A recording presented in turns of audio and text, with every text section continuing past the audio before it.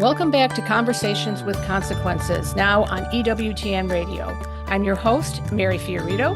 And I'm Ashley McGuire. And I'm Betsy Fentress. And we have an almost full team chat today. Our colleague Lee Sneed is out with a cold, but I'm glad the three of us can be here together to catch up on this news story that we're going to discuss that has taken the internet by storm. So who wants to have the privilege of breaking down the story? You go, Mary. Okay. All right. Well, I'll, unless you've been living under some kind of proverbial or literal rock, we have a couple from coworkers at a very prestigious company, and they, the head of HR and the head of the company, Andy Byron and Kristen Cabot, were at a Coldplay concert together. And the Kiss Cam, I guess is what it's called, the Jumbotron, caught them in sort of an intimate pose. He was standing behind her with his arms around her. And when they realized they were being shown on the Jumbotron at the Coldplay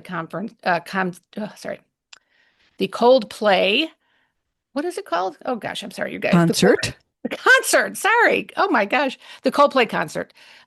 Once they realized they'd been caught on the camera, Mr. Byron just dove into the seats and she turned her back.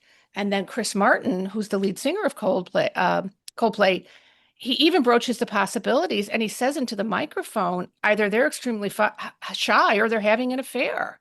And so then the next day, the tabloids just lit up and Twitter lit up. And, now, of course, because we have this facial recognition software, it was not difficult to find out who they were. And it does appear that they were, in fact, having, or at least he was having, an extramarital affair. I don't know her marital status. But boy, lots of people coming out of the woodwork to appraise the situation and to comment on it. What did you ladies think when you saw it?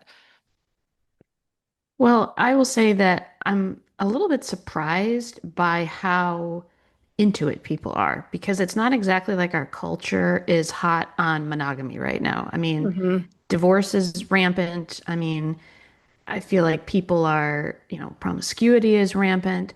So I found that very interesting. And I know we're going to talk about Noelle Maring's Substack piece, but she used a phrase, something like, everybody was aflame with Schadenfreude. And I don't know, I thought that was an interesting insight, because I don't know if it's that so many people have been wounded by these types of affairs that they're kind of enjoying seeing the public spectacle of this particular affair, or people who know and had friends who were wounded by this.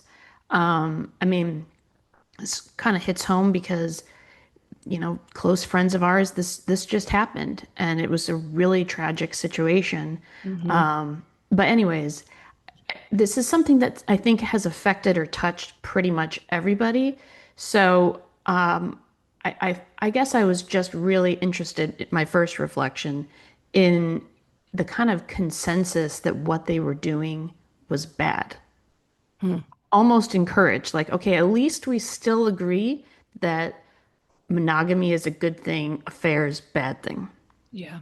And it used to be that men, particularly men of that stature in the business world, one of the things you never wanted to be caught doing was having an affair that would become public. I remember my mother telling me, I think it was the guy who was the head of the PGA and was found to have been having an affair with someone, and he was forced to resign from his job because of it. Now, that was 30 years ago or 40 years ago. So it was a career ender. There was a big social stigma attached to it. But yet, on the other hand, I mean, you look at, for example, King Charles and Queen Camilla, everybody kind of looks the other way. And his first marriage ended because of his infidelity and her infidelity. They were both cheating on their spouses. Betsy, how did it strike you? Well, I agree with Ashley that my first response was, I'm glad that people are upset about adultery, but I really don't like the piling on, because I think that his spouse and his kids are the real losers in this. And at a certain point, the glee on the internet started to bother me. The memes just went on and on and on, especially on Twitter. And I thought this needs to be taken off the grid, and these people need to work this out. And, any chance of redemption at all, I think must become infinitely harder when you have a backlog of photos and memes and jokes Yeah. around this really tragic situation. Yeah. All of which his children will see, right? And they are the primary victims in all of this. And it is heartbreaking to think, first of all, just not what they're going through in terms of all their friends and their parents' friends and everybody else knowing about this. It's not even being done in secret, right? And but how the divorce will affect them for the rest of their lives. And what does this teach his daughter and his son about the importance of keeping a vow that you take publicly, about the way you treat the mother of your children, about all of these things that will affect their ability to have healthy marriages themselves. I mean, the percentage for children of divorce going on to divorce themselves is shockingly high because they have no good role models. And there's always an exit door, right? So in the back of your mind, there's always an exit strategy for marriage. And, that's something, one of my friends who used to teach pre-Cana for years with her husband, that was one of the first questions they would have them write out the answer to. What are your but if reasons for leaving the marriage? So adultery, et cetera, et cetera. And they would go through each excuse saying, you're taking promises, vows, you're making vows for life. And you can't have any but ifs. The but ifs, I mean, obviously abuse is a different situation when separation is actually the church encourages you not to be in a situation where you're abused or your children are. But bracketing that, but all the other, including adultery, all those other excuses are not excuses to end a sacramental marriage. I will say I agree with Betsy about the meme thing. I always joke to people that I feel like we live in the golden era of memes. I can't believe the humor, the I creativity. A lot of them are funny, I gotta say. Well, I will say there was one, I love Lord of the Rings memes, and there was one, it was like a ring bearer caught trying to steal or carrying ring by t the Tower of Mordor, and it was like the tower with the beam on the Oh my thing. But gosh. no, it's true. Like Catherine Lopez, who's very active on social media, was like right out of the gate. She was like, "This is not funny," and that is something I think we should all agree on. Is that like the whole thing at the sporting events where they're now doing like Coldplay Kiss Cam, where you're supposed to like reenact it. That is inappropriate. And I think this is what some writers have pointed out, which is that that is actually almost making us complicit in the sin Mhm. by Right. making a mockery of adultery. I think the reason it went so viral was because their reaction and being caught. I mean, it almost made me think of like Adam and Eve. Like there's just nothing new under the sun. Like they Right. think a little fig leaf is gonna hide them from God. And these people think if they, just duck out of the camera, nobody's gonna know. And there's been so many takes, but another take I saw was this reminder that everything we do, we live in the era of cameras, of like we have no privacy. Right. And, it's a little bit should be a stark reminder to people that like I mean, I laugh when I hear about the quote unquote right to privacy. I'm like, privacy? Like, that privacy is a Hmm. joke. Like, there is no privacy. Everything you do or say is being recorded, can be used against you, et cetera, et cetera. But, the person that, even when the phones are gone, the cameras are gone, that we have no privacy from is God. And that's what reminded me of Adam and Eve. Like, maybe you can hide from the Coldplay Kiss Cam, but you can't hide your sins from God. And Hmm. I don't know. It's just, again, to get back to my first point, I do think it's interesting that there's this nationwide reflection, not always in the healthiest way on sin. And but I agree that we shouldn't be we shouldn't be mocking the pain. And Mary, you sent around this interesting Twitter thread by a CPA who's got an active social media presence Hmm. where it was really interesting.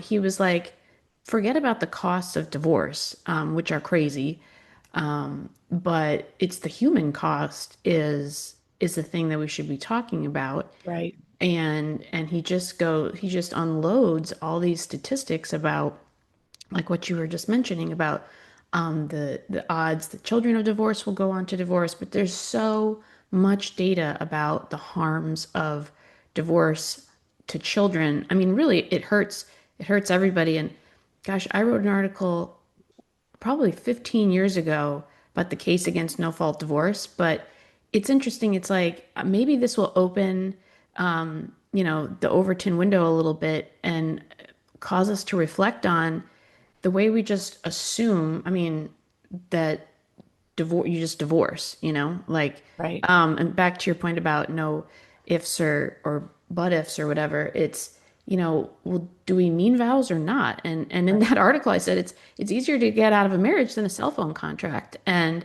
why, I mean, infidelity is so deeply painful for people, but it doesn't invalidate the vows. I mean, my understanding is that's not grounds for an annulment. Mm-hmm.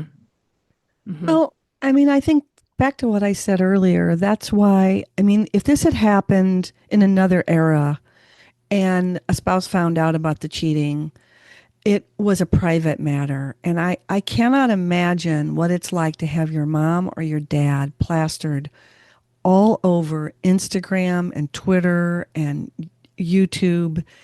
And how do you recover from that? It's got to be infinitely harder for any kind of reconciliation. And maybe they do get divorced, but I just thought about just the fact that their children go into work and everybody knows. And I just Mm-hmm. think that would be devastating. Yeah, you would almost need to kind of go into some kind of self-imposed witness protection program or something, And Ashley, to your point about, grounds for annulment, there is a grounds called intention against fidelity, but that you need to prove that there was an intention on the part of one party not to be faithful. Like your fingers were crossed behind your back while you were standing on the altar and you had an affair within the first year of your marriage, then you had another and another.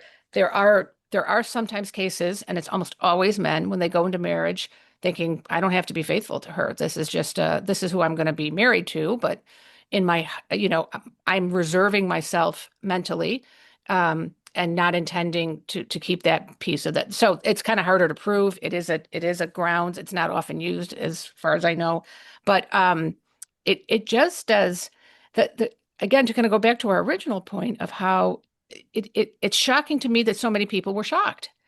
And because I just kind of thought it was something that was sort of, run of the mill in the same way we used to be shocked about, for example, premarital pregnancy, right? And women would go away, or go to maternity home and then come back into society, that sort of thing.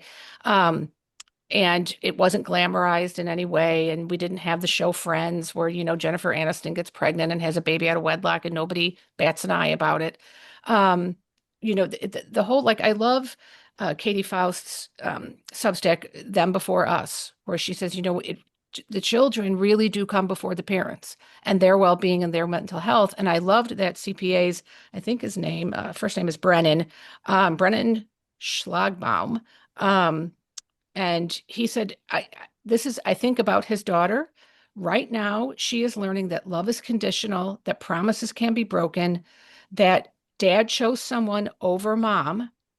She'll carry that wound into every relationship she ever has, and it will not be her fault. I mean, what a burden to have on your conscience if this man has one that's functioning well, that you've done that not just to your son, but to your daughter as well.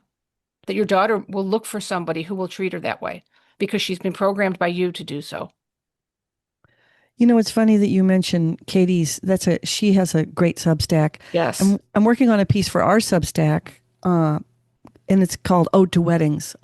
And I've been to two weddings recently, and one of the things that struck me, one was in a barn, but and it turns out that the minister who I thought was a bona fide minister is actually the groom's law school buddy that got a universal minister license on the internet. But Mm. he crafted it, and it was very scriptural. Hmm. And at the end, he made each of them say, "This is my solemn vow."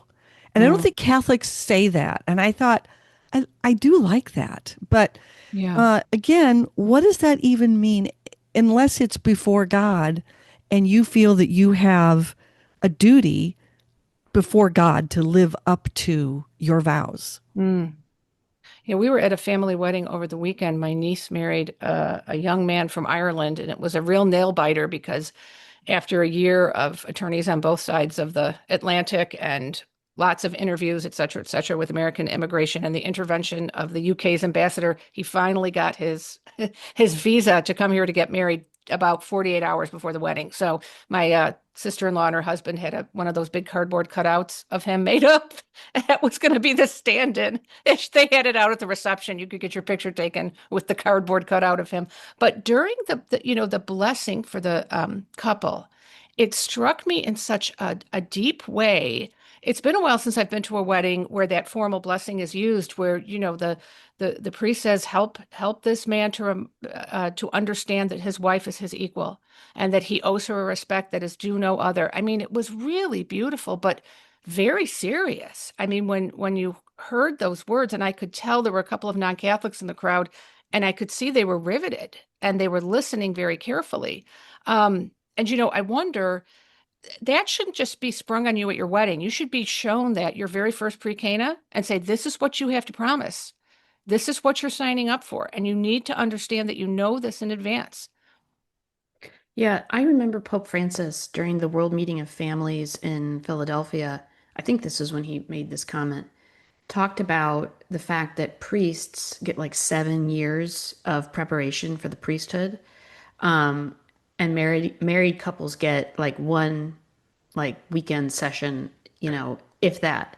And I do think that there's a real truth to the fact that I don't think couples are adequately prepared for marriage anymore, and Mm, need to have a much more solemn understanding of the first of all how important your choice of spouse is, because of how bad our divorce laws are. And I'm sure we all know people who've gone through a oh, divorce, but you know my sister is divorced, and I would listen in on her calls, and it was absolutely shocking to me how little rights people have, especially if they don't want to be divorced. I mean, 80% of divorces are unilateral, hmm, meaning that one person wants to stay married, which is just unbelievable to me that you can make these joint vows and then one person, like, it'd be one thing if both in the couple wanted to split. right, When you have one person who really still wants to stay married, they have zero rights. They have right. zero rights. They're treated as if they were an adulterer. Yep. Um, anyways, I'm getting sidetracked, but Zero rights and zero recourse. Uh, right. So Actually, that's the other piece of it. you have to choose extremely carefully, because if you choose wrong, that person can destroy your life and destroy the lives of your children. Yep. They can remarry, they can take those children and live in a different home with them. It's just unbelievable. Yeah. But also just, the fact that you don't know what difficulties are coming down the pike. I mean, I remember my cousin's wife, sister got married, and like within the first 3 months found out that he had brain cancer. That's Mhm. an extreme example. Many couples don't encounter anything like that. But, there's just, I do think the Catholic Church deserves a lot of praise for the efforts that it does do. I mean, as far as I know, they're the only institution that, if you want to be married, affiliated, in the Catholic Church, requires this level of preparation where, you do have to take a course. And I think I don't know if it's required, but there's a test. Right. Oh, I do marriage prep for, and my husband and I do it with young couples, and it's called the an inventory. Yeah. It's quite interesting. And back to what somebody said about would you leave that's one of the questions is, what would you do about infidelity? Would you Mm, remain married? And a lot of times they check unsure. And so we talk about that. I mean, it seems so far off to have that conversation before you're right. married about thinking about him or her cheating and what you would do. But it is interesting how many things that they have not discussed, from money to personal habits. And I think it's really, really terrific that the church basically mandates it. Hmm. No, Because if they don't, they're going to be they're going to be dealing with it on the other side. Mary, are you a canon lawyer or I'm somewhat? so I yeah, so I don't have a canon law degree, but I have a certification in canon law, which is kind of the tier down from that. And I was the vice chancellor in Chicago for a good number of years. But I did what are called prohibitions on marriage cases. So if a couple does receive an annulment, the judge in the case can take an additional step if he or she is concerned about the behavior or the problems that one of the two might have, or both of them, and put what's called a prohibition on it, which means they have an annulment, but there's still a restriction on them getting married again in the church, and that's notated on their records, their papers for their annulment. So if they go to try to remarry again, the person preparing them for marriage, or the priest or the pastor, has to have a conversation with them. And usually it's mandated counseling. Like, we want to see 3 meetings with a psychologist or psychiatrist, and we want a report back that says you've dealt with the issues that led to the breakup of your first marriage. So even, it's not, annulments aren't just Catholic divorce. Judges have other tools in their toolboxes that can help to protect the future spouse, right? So that he or she is not getting into a marriage with somebody who has a lot of unresolved problems and issues. Do they still have retrovi, which are the Yes. weekends for couples who have experienced infidelity? Yes, they do. And retrovite, I think it's French, right? And I believe it means rebirth. I never took French in high school. We had to take Latin. But anyway, but many of the couples who come to retrovite, they're already civilly divorced, many of them. And for the sake of their children, they go on one of these weekends, and they're incredibly helpful in helping couples to, reevaluate what they're doing, to look at the promises that they made initially, and to try to, in a very kind of controlled setting that's supportive, to try to talk through some of the issues that led to the separation and the divorce. And a lot of times there's adultery involved, and a lot of times there's adultery that was somehow encouraged or driven by significant use of porn. Mm. Yeah, porn's a huge problem.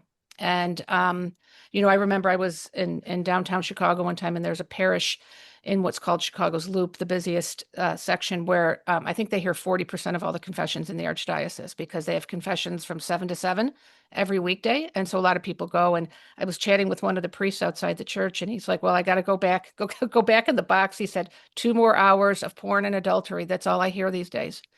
And I That's so was sad. not surprised by the first, but I was really surprised by the second. And so it must be more prevalent than we know, but I'm grateful whoever is doing that is confessing it. That's a very good sign that they know it's wrong. But we have a culture that doesn't encourage lifelong committed marriage.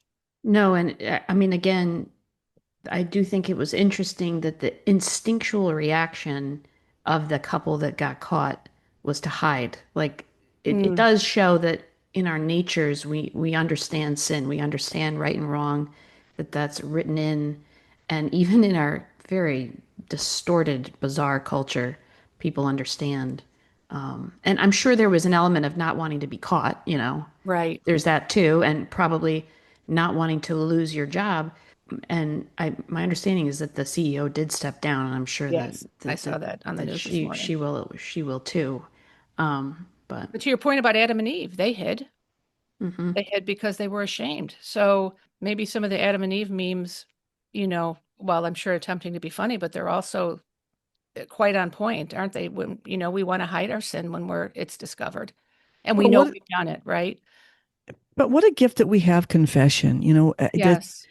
you think of the burden and the guilt and the shame that these people feel, and the church does give absolution. Hmm. It's remarkable, and it's mystical. Right. Right. With a firm purpose of amendment. And, people do make mistakes. And, again, I think you see fueled a lot by porn. And then, if you're in a situation where you're not maintaining what they used to call custody of the eyes, remember? So there were, my mother used to say all the time, God gives us rules not to make us miserable, but to make us happy.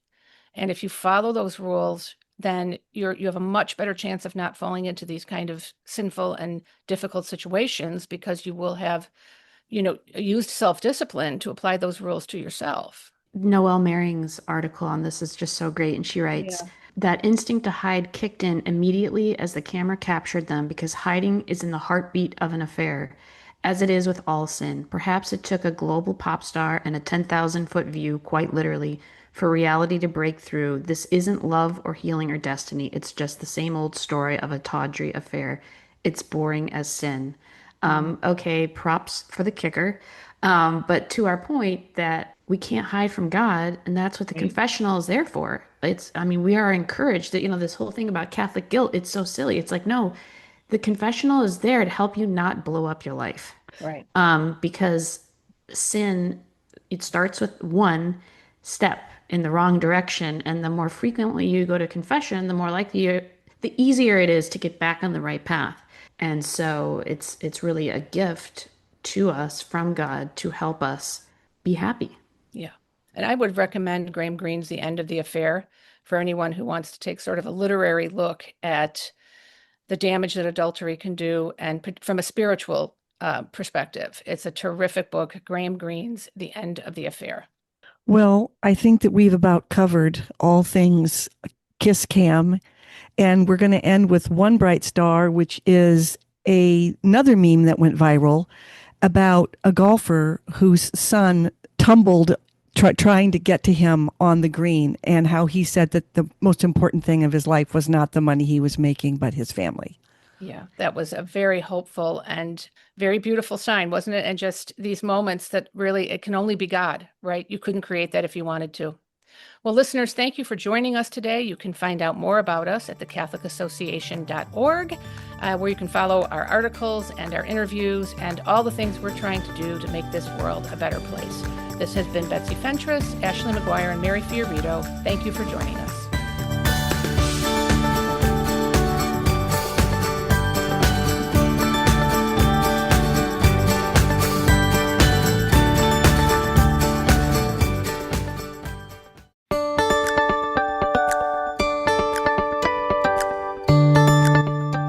Welcome back to Conversations with Consequences, now on EWTN Radio. I'm your host, Mary Fiorito. And I'm Betsy Fentress.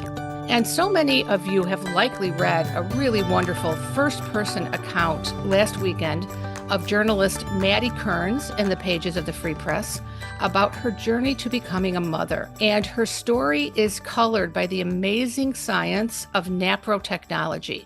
So we are so grateful to have with us today Maddie's doctor, Dr. Gavin Puthoff, who treated her for her infertility symptoms and has helped many other women, in addition to Maddie, to become mothers. Welcome to the show, Dr. Puthoff. Thank you so much for having me. I really appreciate the opportunity. So you are both the founder and the medical director of Veritas Fertility and Surgery. And I know you're board certified in gynecology, and you specialize in the treatment of infertility, endometriosis, recurrent miscarriages, and other gynecological conditions. And I know you're also trained in surgical naprotechnology. So you're one of not many physicians in the country who help Catholics and then other people who don't want to enter into the world of IVF to conceive. So in 2015, I know you started the Mercy Clinic Fertility Services, and you've cared for many, many couples over the years, and you and your wife have 7 children. So we actually that's just had our 8th. Oh, did you? Congratulations. 3 weeks ago. Yes, we did. Thank you. Boy or a girl? This is a little boy. Oh, what's his name? James Frassati. Oh, beautiful. Oh, wow. Perfect. Just in time for the canonization. That's right. That's Just in time. fantastic. Well, tell us, what led you to begin Veritas Fertility and Surgery? That's a great question. Again, thanks so much for having me on. With fertility medicine and reproductive surgery, there's such a need for a concierge or really truly tailored approach to each of our patients that, as many of us will try to start out a practice in a hospital system, which is where I started at Mercy Hospital here in St. Louis, we find ultimately that we want to be able to provide even another level of care compared to what we are able to do in a hospital setting. So having a private practice then gives us full control over how we build out the practice, who we hire, how we build up this team to take the best possible care of all of our patients. And allows us to be more flexible, to be able to grow with the needs of our patients. As we see the need, then we can bring on additional physicians or nurse practitioners or nurses. So having the entity where we know that we can offer this very specific, specialized, personalized type of treatment to our patients who are struggling with gynecologic symptoms, who are struggling with infertility, recurrent miscarriages, and to be able to do this in an environment and in a setting with a clinic that is so well tailored to what we do, it just means the most, both to us, but also to our patients. So you went to the University of Dallas and then you had your medical training in Texas and in Nebraska. Can you tell us, was there a faith component for you deciding to go on this track of medicine? Well, of course, when you think about being a practicing Catholic and going into the field of obstetrics and gynecology, going into it that you're going to run into potential ethical issues, whether it's related to in vitro fertilization or contraceptives or tubal sterilization.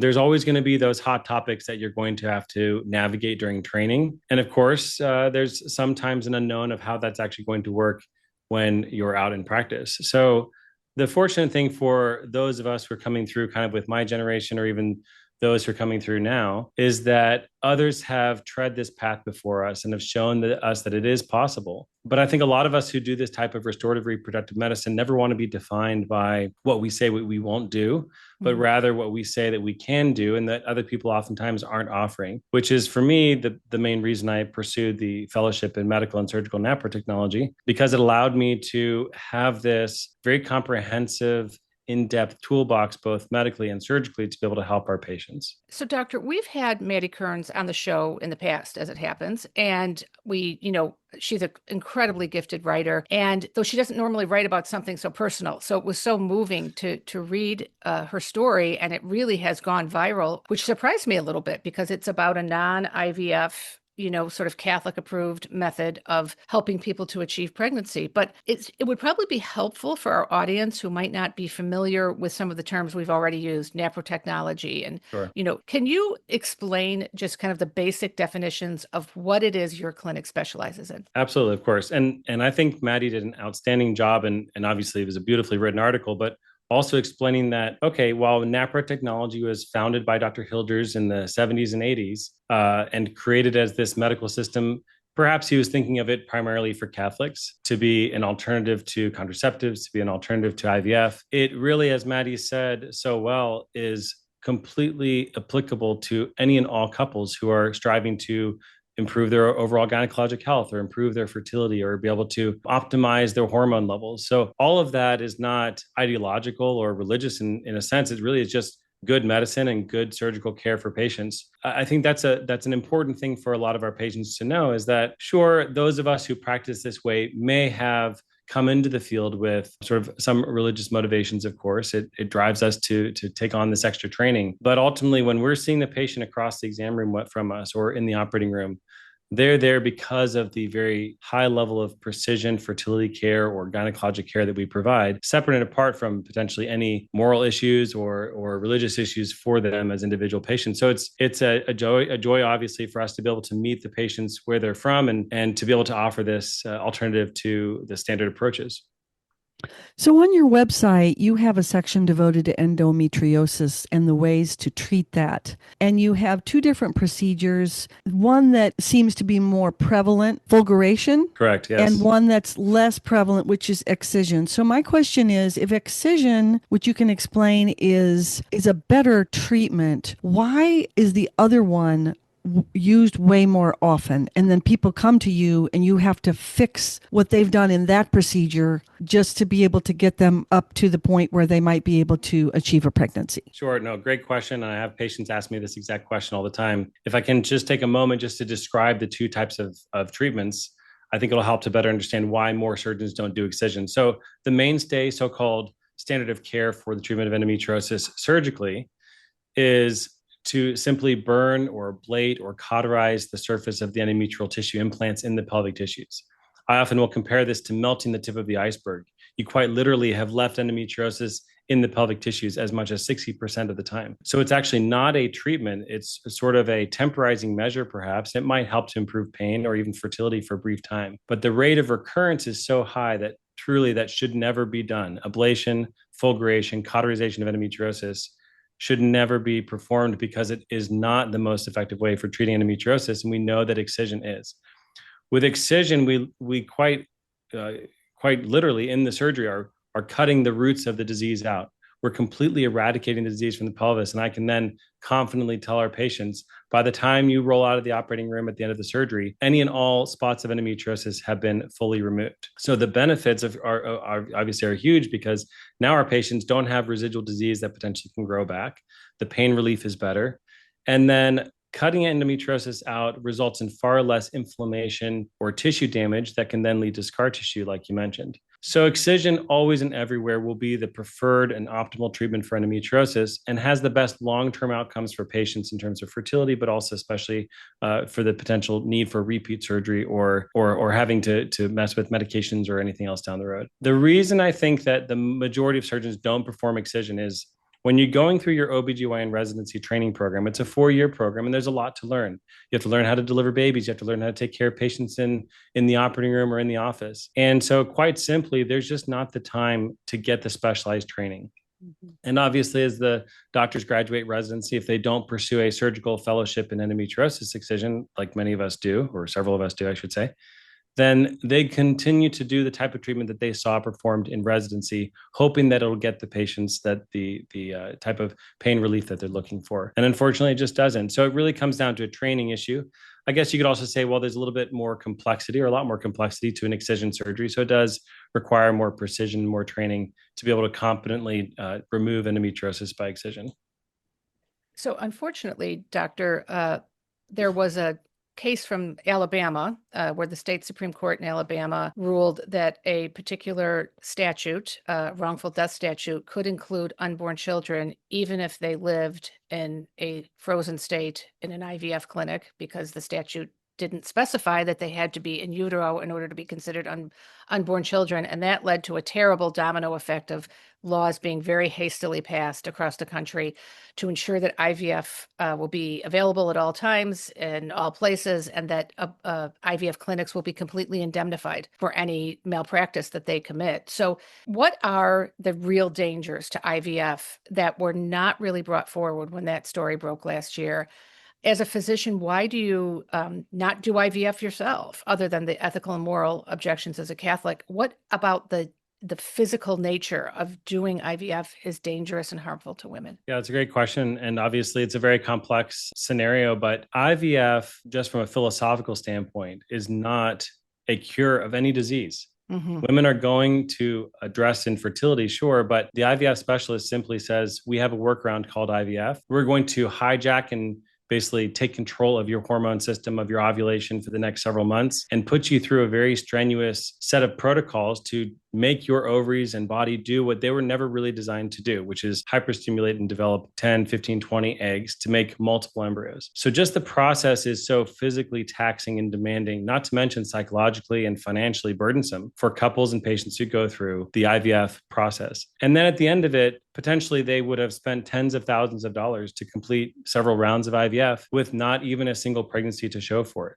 So they walk away with quite literally nothing. In addition, not a pregnancy, but they haven't gotten a treatment or diagnosis or any underlying evaluation of the underlying causes of the issues that are causing their infertility. So they're left no healthier. So that, from a medical reasoning perspective, we would say, well, that's simply just not the way medicine, in my mind, should work. That we are having a patient come to us for a particular condition. We don't care enough to identify or treat the underlying reasons for that condition called infertility, which has a myriad of underlying causes. And instead, we ask the patient to just bear with us while we put their body through something that it was never meant to do. So I think that's one major issue with IVF. Of course, the other issues that attend IVF are there's a much higher rate of preterm delivery. You know, we care a lot about preterm births because it comes with higher childhood issues and infant mortality. We also know that there's a higher rate of having congenital defects like cleft lip, cleft palate, neural tube defects. Even a singleton to a singleton pregnancy, a 1-to-1, it's not just because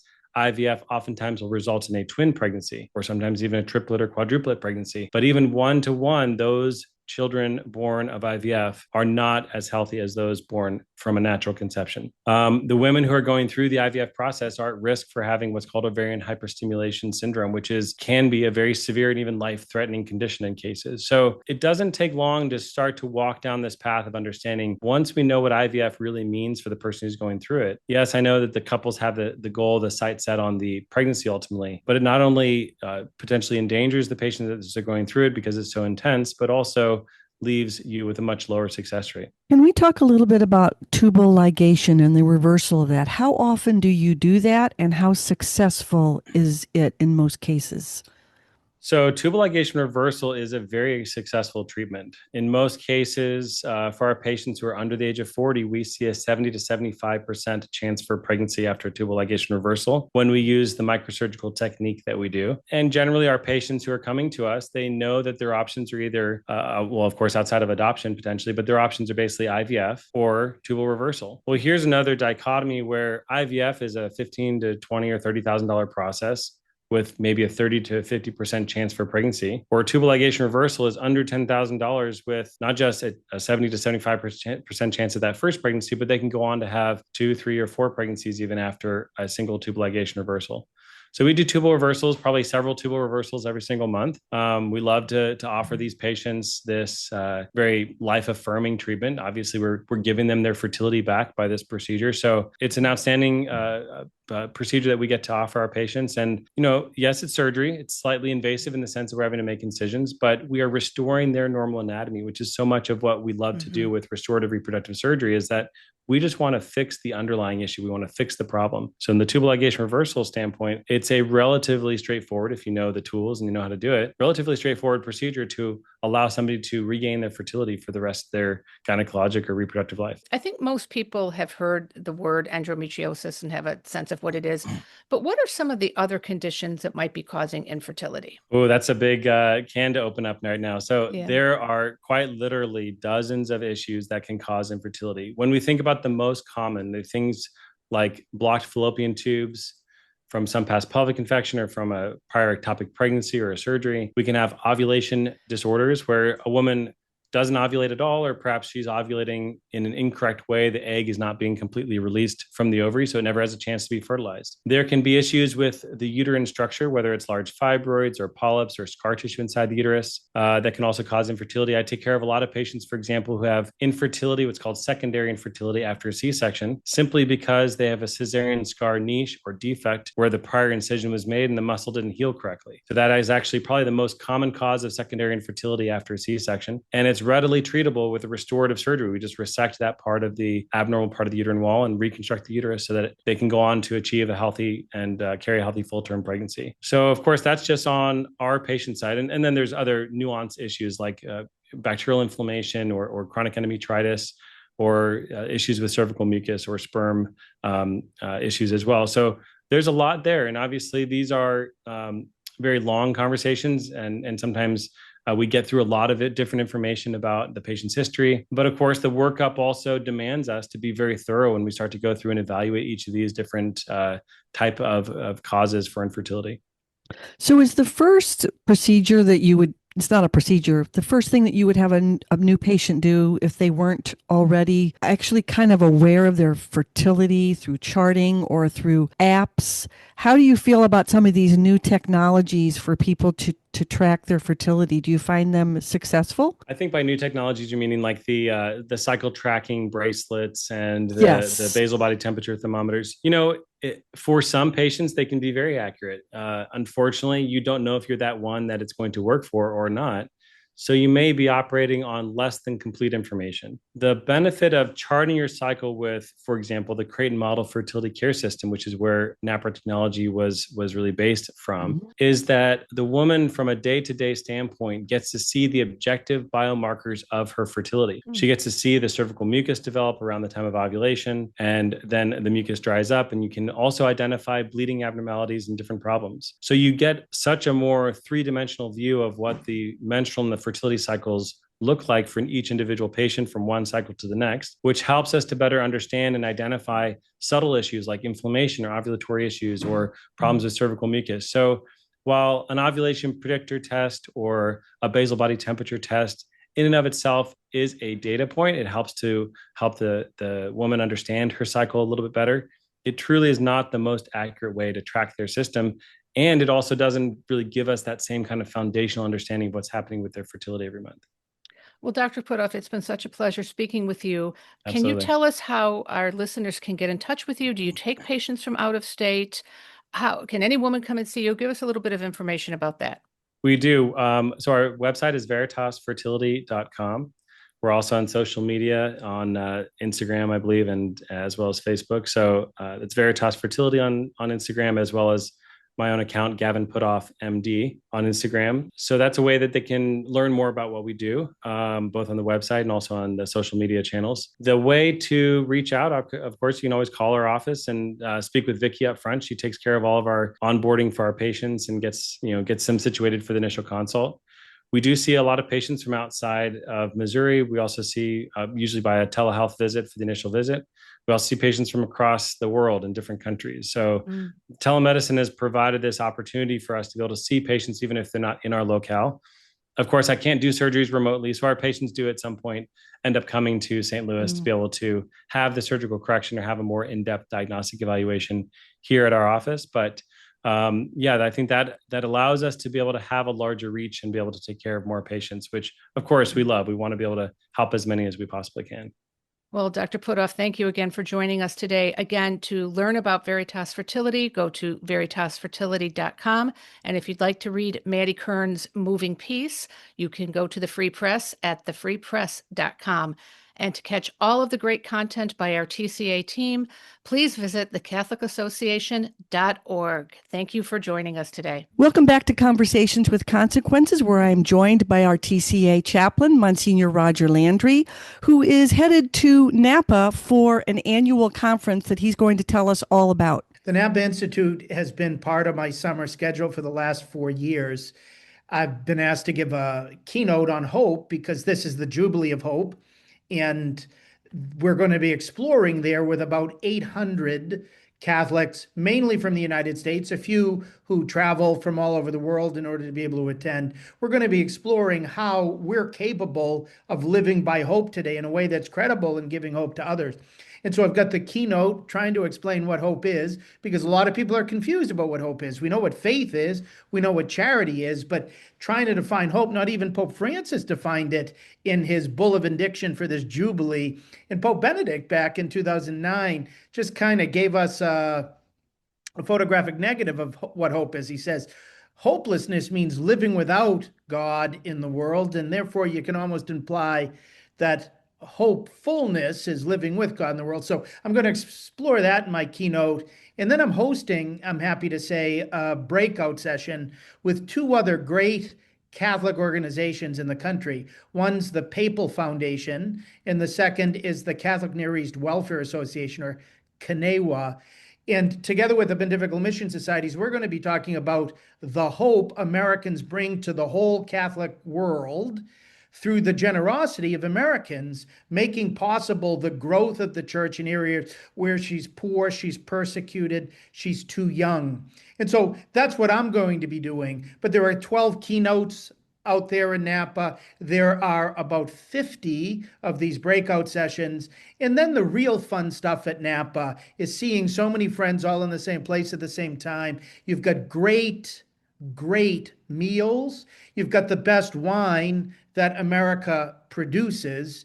And so it's just a great way for Catholics to grow in faith and in friendship in one place together. And so this is the 15th annual Napa Institute Conference.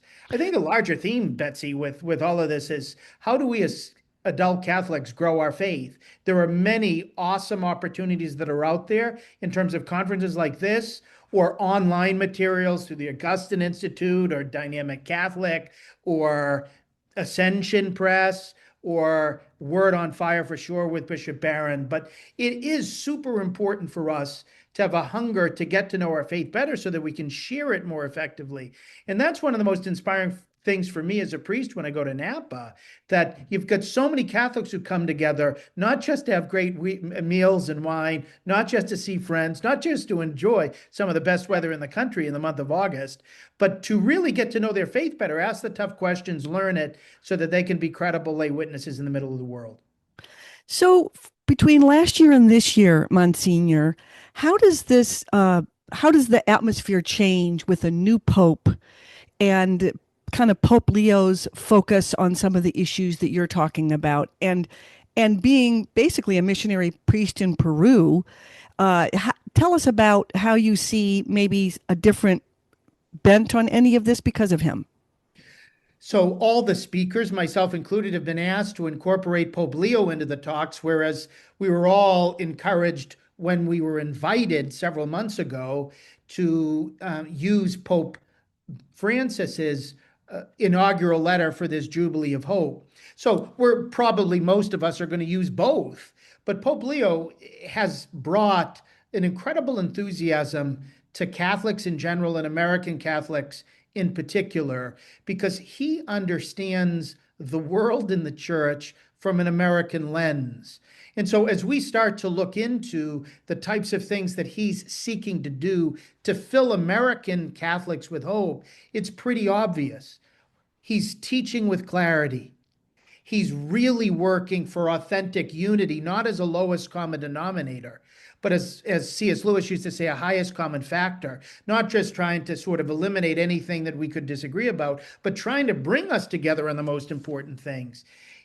His message of peace today, every pope preaches peace. That's not big news.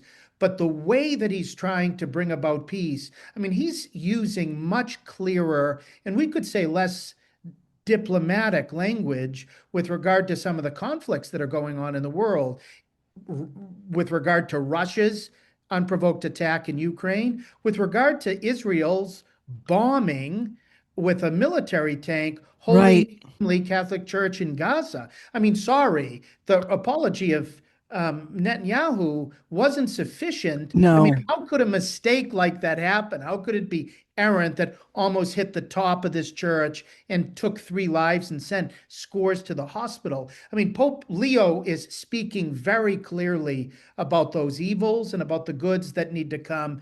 And so I think he, underneath this whole subject of the Jubilee of Hope, is going to be the one about which we're going to be speaking the most. There are panels out there, 2 of them, specifically on what Pope Leo has said in his first 3 months as our Holy Father, what it means for us as American Catholics, what it means for the church moving ahead. And so there are going to be a couple explicit panels, all staffed with bishops, looking at it from their own office, not just American bishops, but one of the greatest bishops of hope throughout the entire world is Bishop Erik Varden, who's from Norway. He's in his young 50s, super smart, super eloquent. He's been writing various books, writing blog articles, giving major speeches. He's going to be one of the keynoters, and he'll likewise be on that panel. I think he's going to make all of us there much smarter, and he's going to help us integrate it within our own personal relationship with the Lord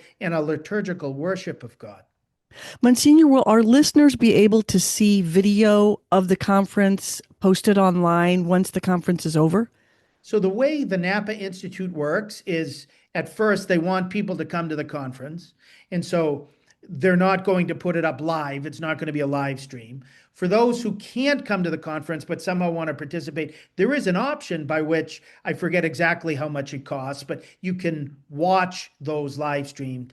But then after about 4 months, they put all the talks on YouTube for anybody to access so that everybody is able eventually to profit from them. And so they'll be accessible for everybody at no charge. In about 4 months or so is when they start rolling them out, 1 or 2 of these keynotes a week. Fantastic. We'll be looking for those online, and we will talk to you after the conference and find out all the things that you learned. And thank you for joining us today, Monsignor Landry. God bless you, Betsy, and I can't wait to be able to greet you with a little bit of California sun.